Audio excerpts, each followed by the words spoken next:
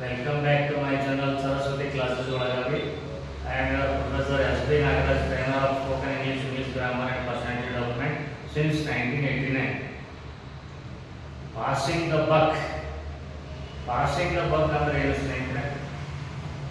Passing the buck ಅಂದ್ರೆ laying the responsibility on someone.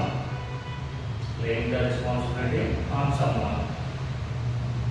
ಜವಾಬ್ದಾರಿಯನ್ನ ಬೇರೆಯವರ ಮೇಲೆ ನೂಕುವುದು ಈಸ್ ಪಾಸಿಂಗ್ ದ ಬಕ್.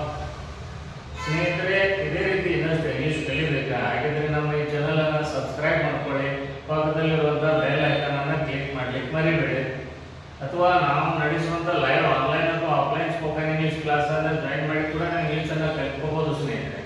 ಅಥವಾ ನಾನು ಇಂಗ್ಲಿಷ್ ಕಲಿಯಲು ಬರೆದಿರುವಂತಹ ಎಲ್ಲಾ ಪುಸ್ತಕಗಳು ನಿಮ್ಮ ಹತ್ತಿರ ಪುಸ್ತಕದಲ್ಲಿ ಸಿಗ್ತಾವ, ಅವುಗಳನ್ನು ಖರೀದಿಸಿ ಕೂಡ ನೀವು